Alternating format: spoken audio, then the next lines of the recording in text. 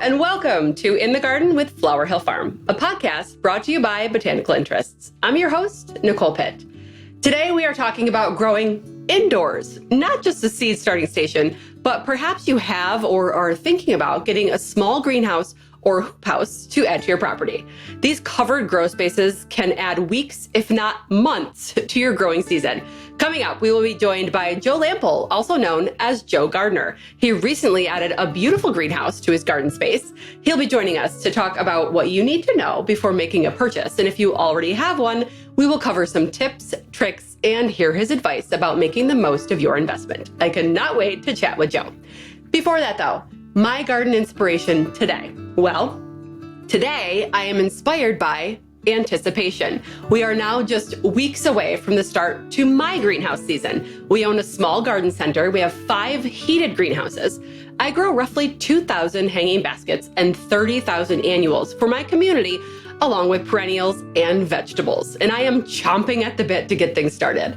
I am seeing garden centers south of me. They're already planting, and I am slightly jealous, but also needing a few more weeks to build back my strength after surgery. This work is extremely physically demanding, and I love it. I keep envisioning the baby plants in the hanging baskets that seem way too big at the time we plant them, and then watching the seedlings grow into their glory over the course of several months. One of my favorite parts of owning the garden center is when customers come in and watching their reaction to the plants. Their jaws drop and they don't know where to look because there is so much beauty everywhere. There's just something about plants. I try to show as much behind the scenes as possible for people so they understand the work that goes behind growing these plants. I mean, plants want to grow. That's what they have to do, but growing them in an enclosed space can be tricky. I know my customers anticipate opening day just as much as I do. At the greenhouses, I grow a lot from seed, but I also order in plugs for things grown from tissue culture or specialty plants like proven winners. So the countdown is on and I am giddy with anticipation. One might call it daydreaming. So what's inspiring you? I'd love to hear. Send me your video clips and you might be featured right here on this podcast. If we choose your submission, I'll send you a gift as a token of my appreciation. Email me your inspiration videos to Nicole@botanicalinterests.com. It won't be long now until I am starting some cool flowers for the farm. And that brings me to our seed of the day. It's Dianthus. Dianthus, or Sweet William, is one of my favorite bouquet fillers on the farm. These pops of color truly round out an arrangement and have a fantastic vase life. Bonus, well, they're also edible. Some varieties are biennial and bloom the second year, while others, like the Amazon series, bloom the first year. Where does Sweet William get its name? Well, that's up for debate. Some say it was a favorite bloom of William Shakespeare. Others say it was named after Saint William of York. There is little evidence to support either claim, but it has been around since the 16th century.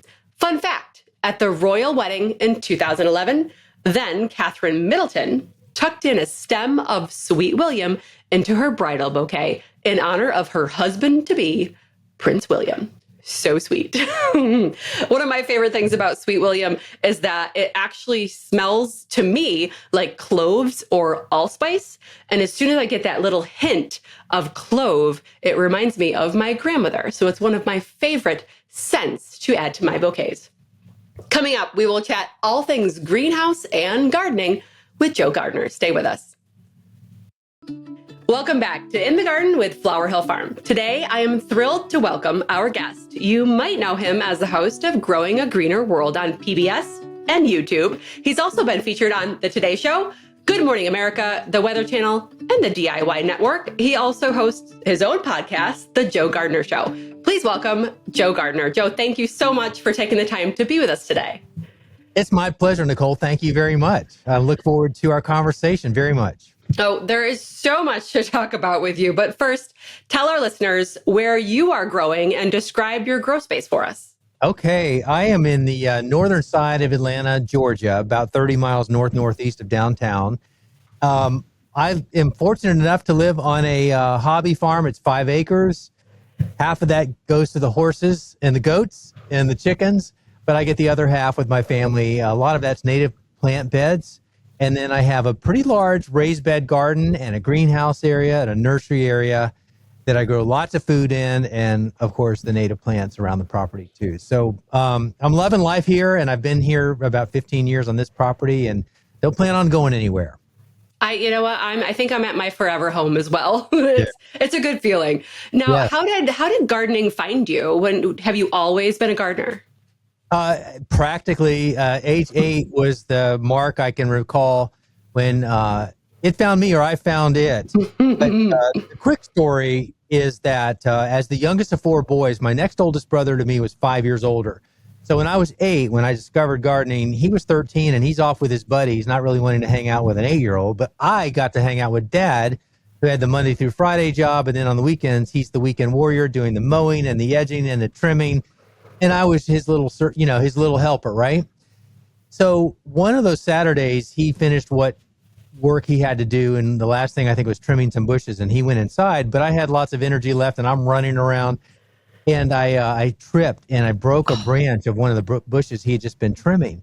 And I'm like, oh no, now what do? I'm looking at this severed branch, and I didn't want to get in trouble. Not that he would have cared one bit, but I didn't want to disappoint him. So I'm trying to figure out what to do. So all I knew to do, and really didn't even know that, but I just dug a hole, jammed the end of the broken branch into the base of the plant, so it looked like it was still part of the same, covered it up, and then went about my business and totally forgot about it until about 2 months later. And I came back by that area, and it, jarred my memory that, oh yeah, that broken branch is over here. I better, ditch it before I get caught. I couldn't find it because I was right at the base of the plant where the branch was broken, but it had sprouted new leaves in the meantime. Growing up in Miami, Florida, everything kind of grows quickly. Mm-hmm. So I identified it like, oh my God, this was supposed to be dead, or at least I thought it would be, but it wasn't. It was coming back to life. And I didn't know why, but it blew my mind and I wanted to know more. And from that point, that day I started not breaking more branches, but cutting stuff and sticking it in the pot. And it just never ended. And every day got more entrenched in the wonder of gardening and horticulture. I didn't know that term at the time, but literally, fast forward several decades since then, I haven't stopped one bit. And every day I'm more in awe of gardening than the day before. And tomorrow I'll be more in awe of it than today. I love this story. You were propagating and you didn't even know you were doing it. Right. And today I think it's one of my seed starting and propagating are my favorite parts of gardening. So we're going to talk about your seed starting and everything that you do in just a minute. Today's episode, I'm really focusing on growing inside of a space. I know you've recently added a greenhouse to your garden space. Tell us about your greenhouse and what you're doing with it. Yes, this is going into my 4th year. So I've had 3 years of practice, I guess. I'll continue. Yes. It's always practice. It's always an experiment. But I've wanted a greenhouse all my life, and I finally was able to pull the trigger. I got a Yoder-built greenhouse, and I was talking to Travis and Angela Yoder, the owners of the company, and I was telling them kind of what I wanted, and I was thinking I needed like a 12 by 24 foot greenhouse, and they're saying, no, you don't. And I'm like, what do you mean? I said, no, you need bigger, because everybody says the only regret people have with a greenhouse is they wish they had bought a bigger one to start. Mm-hmm. I heeded their advice and jumped on the biggest one that they could put on a trailer and drive down according to the DOT requirements or whatever. So I have this beautiful 12 by 32 foot greenhouse that I love, and I'm in it all the time other than the summer. And I do a lot of seed starting. This time of year, I'm starting peppers and tomatoes, and I'll have about 4,000 seedlings up and going for a little plant sale I do with my daughter each April. And so it's great fun. I tinker all the time. I'm always changing things up to see what I want to change. And I can't get enough of it. And in the meantime, before I go out there in the cold, the greenhouse is heated with, portable heaters, but I actually still use my indoor growing space in my house, which I used to do before the greenhouse. And it is a climate controlled area right outside my office with grow lights and stuff. So that's where the seeds start. And then once they germinate, I typically move them out to the greenhouse. Wow. So your greenhouse has fans and circulation and heat. And what is the flooring like? It's just the treated wood floor. Mm-hmm. Comes with a greenhouse. So it's not on stone or anything like that. it's kind of raised a little bit, and it's the wood planks that are used when they build it. But I put square rubber kind of puzzle pieces on the bottom just to give me some extra insulation. But that's the floor. Now, the 8x10 plastic greenhouses are becoming really popular for people who can't afford maybe a larger greenhouse, and they're just putting something out maybe to get their seedlings out early or something like that. Do you have any advice for someone who's looking to just put up one of those that only cost a couple $100 that they can use to help their seedlings move outdoors? Yeah, I would probably say do the best you can to seal off any leaks or gaps where cold air could come in. And other than that, if you can safely install a little portable heater, electric heater, wouldn't be a bad idea because, even in a greenhouse like mine, it only adds about 10 degrees of heat compared to the ambient temperature outside without a heater, So depending on how cold you get, it can still be too cold inside your plastic greenhouse without supplemental heat. But I will also say that even warm season plants like peppers and tomatoes as seedlings can handle temperatures down into the 30s and be just fine. It does not negatively impact them. So don't overthink it and don't panic if it's going to get somewhere in that range. Your seedlings are remarkably resilient. So give them a chance to be tough and show you what they've got. But do be prepared in case. If you can arrange to safely install some sort of supplemental heat. It doesn't have to be complicated because in a small space like that, you don't need much. Now, if someone was wanting to get a larger greenhouse, what should they first look at? And is this something that you have to get a permit for in your property? Yeah. Yeah. I spent about a year working on that where I live. No. In my city, they're pretty picky about zoning ordinances and setbacks and things like that. But a lot of it was my fault because even though I mentioned I have, 5 acres and 2.5 dedicated to plants and gardens and stuff like that, I didn't realize the one spot I had left that would really accommodate a greenhouse for sun exposure and so forth was within what's called the setback area. In the town that I live in, you have to be 50 feet away from the property line with any structure. I didn't know that at the time that I had my concrete pad poured that my greenhouse sits on. And it was only 19 feet away from the setback, which is a big no-no. And I got scolded for that. And then it became a big, basically a case that I needed to present to the zoning board, 2 committees, to convince them why I had to invade the setback area that far to put my greenhouse. So with that information, I went into action. I'm not a lawyer, but I felt like I was by the time I put my case before the board twice. And the bottom line and the quick end is that I was unanimously approved for my greenhouse where it was. And it's a good thing because I'd already poured my pad and I don't know what I would have done otherwise. I mean, a basketball court? What do you do after that? Yeah, good call. Probably so. Well, that was a relief. Yeah. So it takes a lot of trial and error to grow in an enclosed space like that. And you mentioned not growing in the summer, I'm assuming because it gets way too hot in there. You can't regulate it enough. So for someone would you consider a small greenhouse something that a beginner can jump right into, or is it for more experienced growers? I would say jump into it and don't wait until you think you know enough to do it because you don't learn until you have it. So, that's where gardening in general and a lot of life is that, you've got to just dive in and figure it out as you go in many cases. And gardening is a good example of that. A lot of people think they need to wait until they know enough and then they never get started. And the same is true with a greenhouse. I'd never grown in a greenhouse before until I got one. And then there's information out there, but mainly you just do it and apply what you know, but be open to learning a lot more. Mm-hmm. I actually bought a garden center without having grown in any greenhouses before. This is my 4th season. So it's been a lot of trial and error, but I also find that people in the gardening community are so helpful with their knowledge and they want to help you. Have you found the same with the gardening community that you have? 1,000%. It's such a giving community. They are our people. We get each other. Gardeners are so generous and so forgiving, and they so want to help, and there's no shortage of it.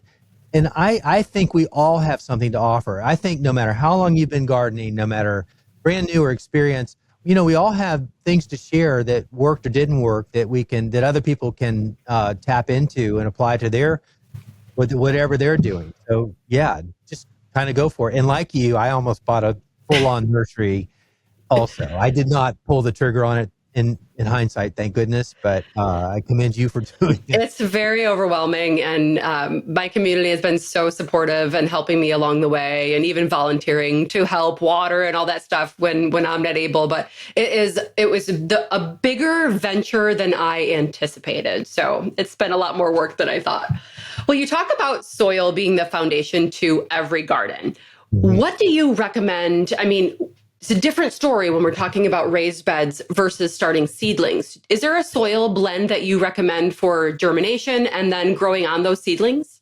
Yes, for germination, you really want what they call sterile soil, but it's not like operating room quality. It's just pathogen free, and usually it's either peat moss or coconut coir or a combination of both, and maybe some perlite or vermiculite. So those are the standard ingredients in seed starting mix, and the reason for that is it drains very well, and yet it holds sufficient moisture, and it's free of pathogens. And it's just those are proven ingredients that really make for a good combination. In any quantity of any of those ingredients I listed, they tend to work pretty well. Mm-hmm. I favor peat moss, even in spite of the issues with carbon release. That anyway, we won't get into that, but it's tried and true in the horticultural industry, and it works really well. So that's what we use for seed starting here, and many people do. But when you get into the growing environment where you're transplanting those seedlings into the active growth phase, I use a combination of high quality topsoil. About in the big picture, I would say about 50%, like in my raised beds, mixed all together. Initially, it's 50% topsoil, high quality, 30% high quality compost. And then an additional 20% can be kind of a wild card of other organic materials. So whether that's shredded leaf mold or old grass clippings or poultry manure or rotted hay, or a combination of all of the above and things I haven't even mentioned yet, that makes up the other 20%. But then you mix that all together, and it's just a beautiful blend that provides sufficient moisture retention as well as drainage, and the organic material and the microorganisms and the NPK that you need through the degraded organic material. It's just what I started doing years ago, and as I've just done away with my 14-year-old beds, my raised beds, and started brand new beds. They're yet to be filled, but I know when I do fill them in another few weeks, it's gonna have the same soil recipe I just mentioned. I was going to ask you about your raised beds. I saw that you were replacing them all. What are you building now? I am building the same amount of beds, 16 large raised beds. They are 18 inches tall. And the average size of the bed sizes are 12 feet long and 4 feet wide. Wow.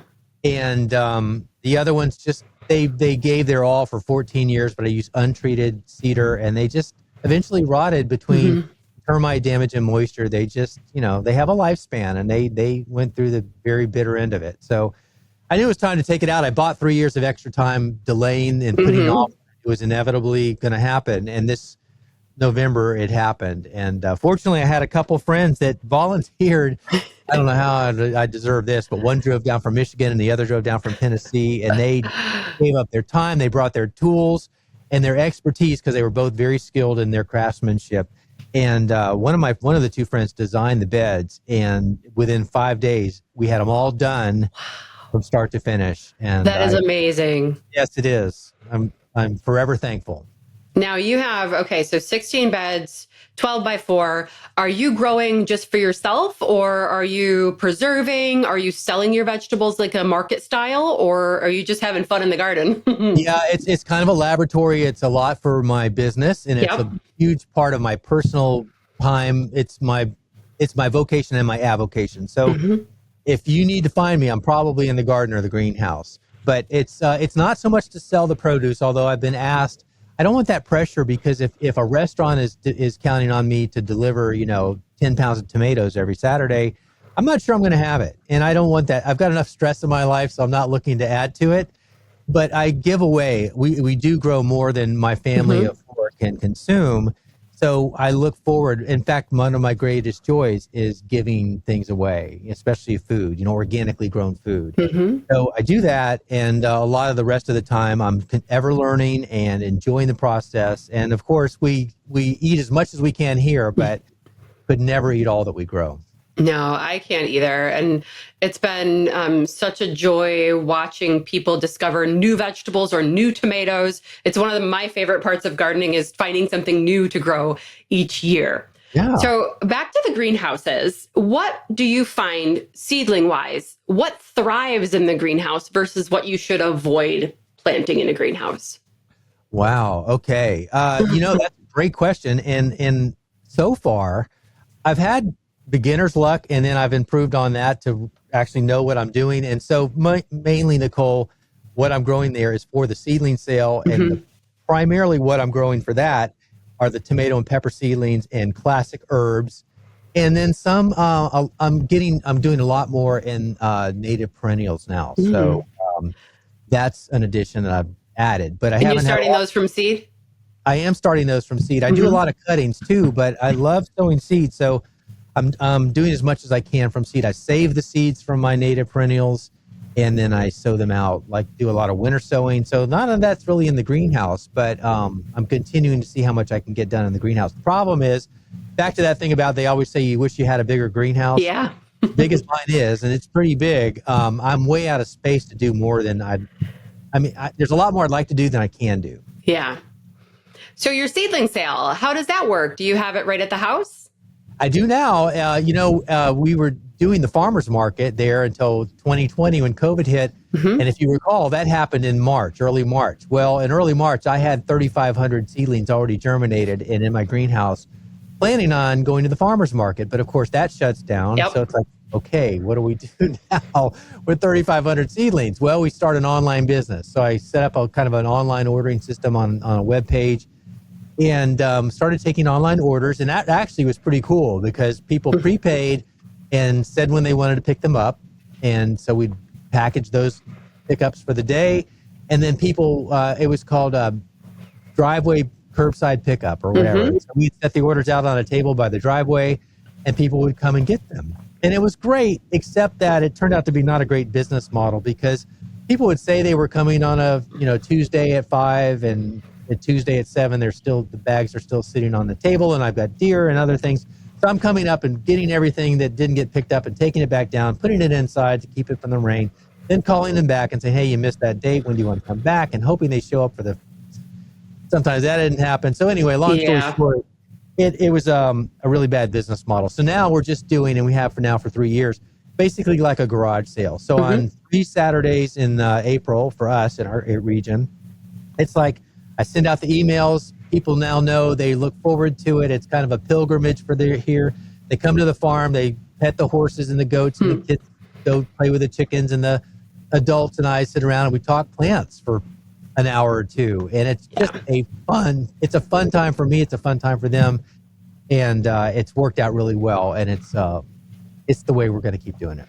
That is one of my favorite parts of owning a garden center is that interaction with the customer. Yes. We talk plants and we talk about, okay, what can we grow here? I have a shady spot. What should I do here? What vegetable I want to try? It's just interacting with the customers is really amazing. Yes. I look forward to it. Yeah.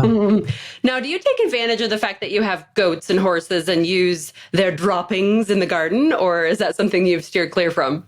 Well, it's a great question because it's a little bit of a sticky wicket. What happens is, with the horses, they're eating the hay that we buy, and we can't find. Well, it's not just the seeds; it's the persistent herbicides. It's spread on the hay fields before they're harvested as hay that the farmers use because they don't want to cut hay that has broadleaf weeds in it because that makes the hay less attractive, and the horses don't want to eat that. So we haven't been able to find a farmer that grows hay that is organic. So we're stuck with this hay that has the persistent herbicide. But the problem is, if I use that in the garden after it's rotted down and totally unrecognizable, the persistent herbicide, hence the name, is active for about 5 years. So if you put it in your garden soil, as I did, even knowing better, this is a huge screw up in my life, but I was always warning everybody else not to do that, and I went and did it myself, thinking I was immune from it for some reason. Learned the hard way, but anyway, Yeah.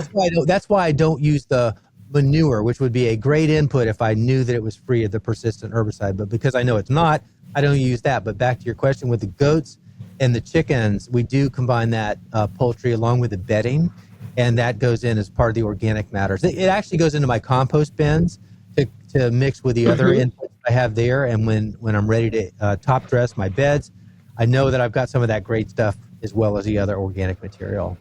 That's a good point. I didn't even think about that because my neighbor has horses and cows, and they take the hay from their own fields, which are not sprayed. So they always use their manure on their gardens, and I'm always jealous because their plants are always twice as tall as mine, just 300 feet away. I'm gonna go over there and steal some of their horse poo sometime. Don't tell them. Okay. But No. but that's something I didn't even think of because I just didn't see that happening with my neighbor. But we have some chickens and stuff too, and I kind of keep it in the corner and wait for it to age out a little bit. And then the best pumpkins I've ever grown were grown out of a chicken manure pile. Absolutely. Yeah.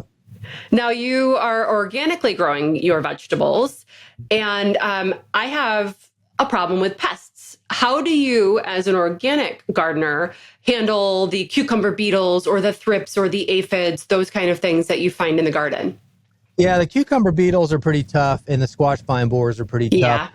But, you get to learn processes there. But the first thing I would say is Mother Nature has an amazing system if you're patient enough to allow for that to happen.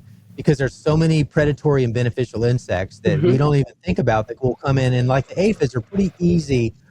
And I really, Nicole, at this point, the only thing I apply once in a while is BT, Bacillus thuringiensis, for the caterpillar type brassica pests, the ones that really go after your cool season crops. And that's not very often. Other than that, because I interplant with a lot of flowers that will attract in insects that will also consume some of those pest insects, I really don't have a problem. The other thing I do, though, is I'm proactively out of my garden a lot. So I'm always inspecting and looking at what's going on in my garden day to day. So if I see something, I'm usually able to catch it early enough, and then I can proactively remove it if I choose to, or I just let the beneficials come in.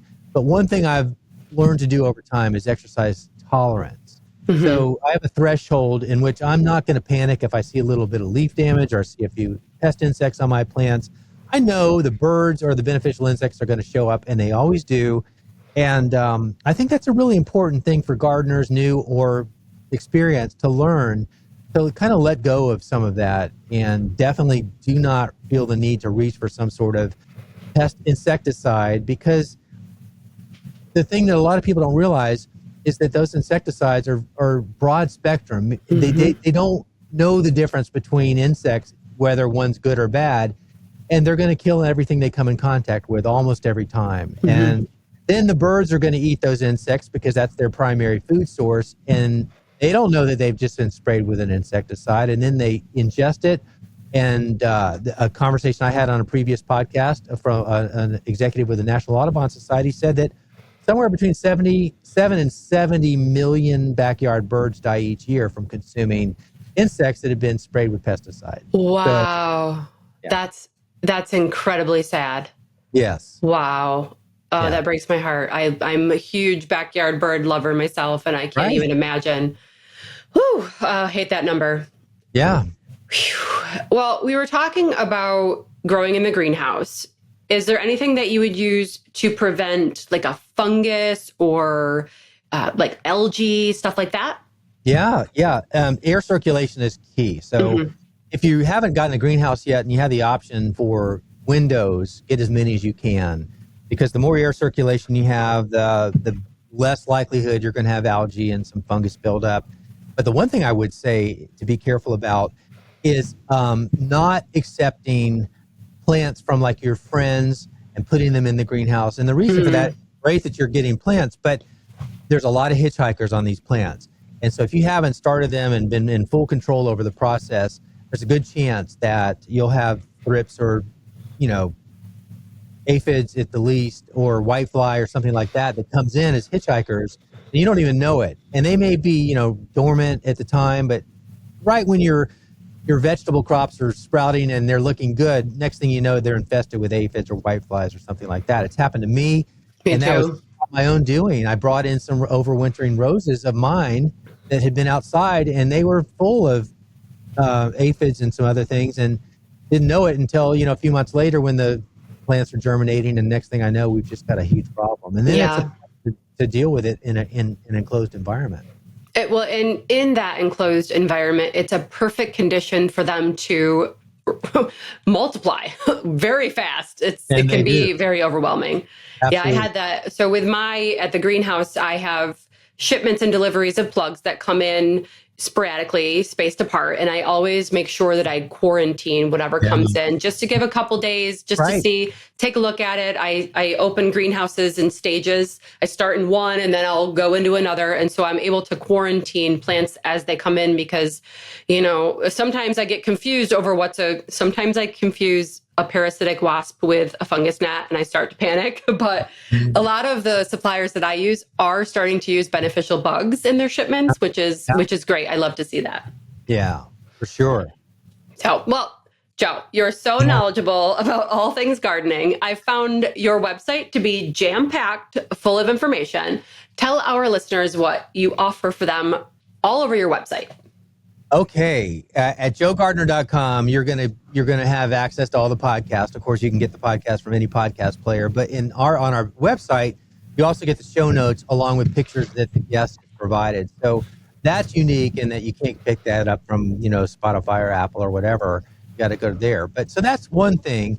The other thing is information on, of course, the blog post and the videos we post there, as well as on YouTube.